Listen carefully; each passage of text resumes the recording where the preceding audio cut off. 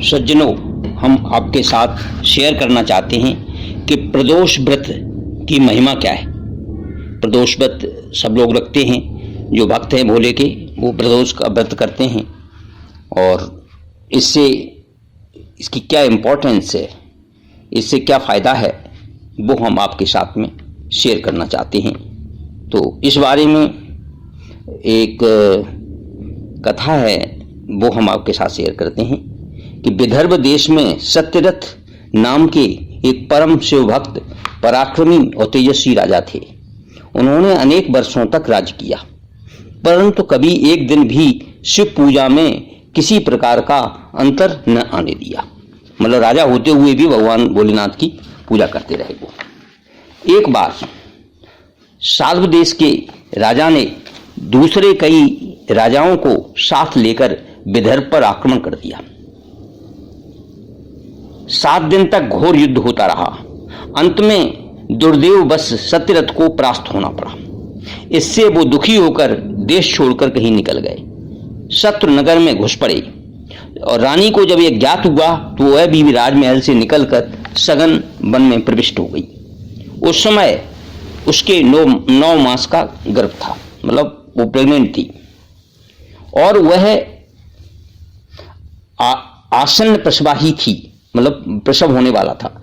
अचानक एक दिन अरण्य में ही उसे एक पुत्र रत्न प्राप्त हुआ। बच्चे को वहीं अकेला छोड़कर वह प्यास के मारे पानी के लिए वन में एक सरोवर के पास आई। वहां एक मगर उसे निकल गया।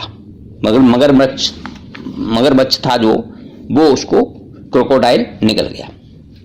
उसी समय उमा नाम की एक ब्राह्मणी विधवा अपने शुचिव्रत नाम के एक वर्ष के बालक को गोद में लिए हुए उसी रास्ते से होकर निकल पड़ी।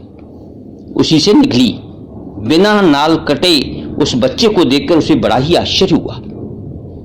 वह सोचने लगी कि यदि इस बच्चे को अपने घर ले जाऊं तो लोग मुझ पर अनेक प्रकार की शंका करेंगे और यदि यहीं छोड़ देती हूं तो कोई हिंसक पशु भक्षण कर लेगा इसका, कोई हिंसक जो पशु है वो खा जाएगा। वह इस प्रकार सोच ही रही थी कि उसी समय यति के वेश में भगवान शंकर वहीं प्रकट हो गए साक्षात और उस विधवा से कहने लगे, इस बच्चे को तुम अपने घर ले जाओ और यह राजपुत्र है, अपने पुत्र के समान ही इसका भी रक्षा करना और लोगों में इस बात को प्रकट न करना, इससे तुम्हारा भाग्योदय होगा। ये बात और लोगों को मत बताना, इससे तुम्हारा भाग्योदय होगा। इतना कहकर शिव अंतर्ध्यान हो गए। शिव जी जो है भगवान भोलेनाथ अंतर्ध्यान हो गए। ब्राह्मणों ने उस राजपुत्र का नाम धर्मगुप्त रखा। ब्राह्मणों से नाम रखवाया तो उन्होंने धर्मपुत्र नाम रख दिया। वह विधवा दोनों को साथ लेकर उस बच्चे के माता पिता को ढूंढने निकली। ढूंढते ढूंढते शांडिल्य ऋषि के आश्रम में पहुंच गई। ऋषि ने बतलाया कि यह राजा सत्यरथ का पुत्र है। राजा का देहांत हो गया है। पूर्व जन्म में क्रोधवश प्रदोष व्रत को अधूरा छोड़ने के कारण ही उनकी ऐसी गति हुई है। मतलब प्रदोष व्रत कर रहे थे लेकिन बीच में ही उन्होंने उसको छोड़ दिया, यानी उसका पारायण नहीं कर पाए और उससे उनकी ऐसी गति हुई। और रानी भी पूर्व जन्म में अपनी सपत्नी को मारा था, उसी ने इस जन्म में मगर के रूप में उसका बदला लिया है। तो रानी ने भी पहले जो अपनी सौतन थी उसको मार दिया था, इसलिए उसका बदला उसने मगर ने ले लिया है। ब्राह्मणी ने दोनों बच्चों को ऋषि के पैरों पर डाल दिया। ऋषि ने उन शिव पंचाक्षरी मंत्र देकर प्रदोष व्रत करने का उपदेश दिया, मतलब ओम नमः शिवाय मंत्र का उपदेश दिया और उनको प्रदोष व्रत करने के लिए आदेश दे दिया कि आप उपदेश दिया कि आप इसका प्रदोष व्रत करें और भगवान भोलेनाथ ओम नमः शिवाय का मंत्र का जाप करें। इसके बाद उन्होंने ऋषि का आश्रम छोड़कर एक चक्रा नगरी में निवास किया। वहां भी 4 महीने तक शिव आराधना करती रही। देवात एक दिन शुचिव्रत को नदी के तट पर खेलते समय एक असफियों से भरा स्वर्ण कलश मिल गया। उसे लेकर वह घर आया। माता को यह देखकर अत्यंत ही आनंद हुआ और इसमें उसने प्रदोष की महिमा देखी। मतलब प्रदोष व्रत करने से उनको अनायास ही ये जो धन है वो प्राप्त हो गया शिव आराधना से। इसके बाद एक दिन वे दोनों लड़के वन विहार के लिए एक साथ निकल गए वहां अंशुमति नाम की एक गंधर्व कन्या क्रीड़ा करती हुई उन्हें दिख पड़ी।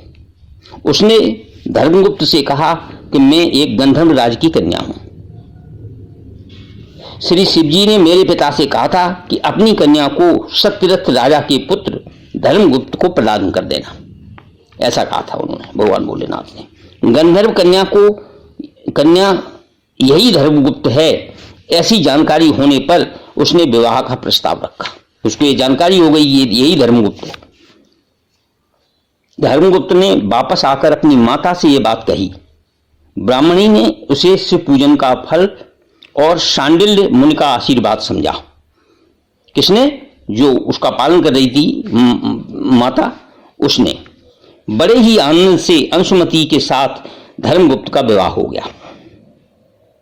गंधर्वराज ने बहुत सारा धन और अनेकों दास दासी उन्हें प्रदान किए। इसके पश्चात धर्मगुप्त ने अपने पिता के शत्रुओं पर आक्रमण कर विदर्भ राज्य को प्राप्त किया। मतलब उससे ओम नमः शिवाय और प्रदोष व्रत का यह फल हुआ कि उसने अपना जो राज्य था, पिता का राज्य छीन लिया गया था, उसको वापस ले लिया। वह सदा प्रदोष व्रत में शिवाराधन करते हुए उस ब्राह्मणी और उसके पुत्र शुचिव्रत के साथ जीवन पर्यंत सुख से राज्य करता रहा और अंत में शिवलोक को प्राप्त हुआ। ये कथा जो है मतलब स्कंद पुराण में आई हुई है। स्कंद पुराण में ये कथा दी हुई है। तो ये पता लगता है कि प्रदोष व्रत में ओम नमः शिवाय का जाप करके प्रदोष व्रत रखने से क्या फल प्राप्त होता है। मतलब राज्य भी प्राप्त हुआ शिवाराधन से और धन भी प्राप्त हुआ, मन को शांति भी हुई और अंत में भगवान भोलेनाथ को के लोक में चला गया। तो ये कथा जो थी वो मैंने आपके साथ शेयर की। कृपया प्रदोष व्रत की इंपॉर्टेंस ये है, जो प्रदोष व्रत करते हैं, भगवान ओम नमः शिवाय मंत्र का जाप करते हैं, उनको विजय श्री प्राप्त होती है। ओम नमः शिवाय इति। अगर आपको हमारा ये वीडियो पसंद आता है तो कृपया इसे शेयर करें, लाइक करें और सब्सक्राइब करें। धन्यवाद। मिलते हैं अगले वीडियो के साथ।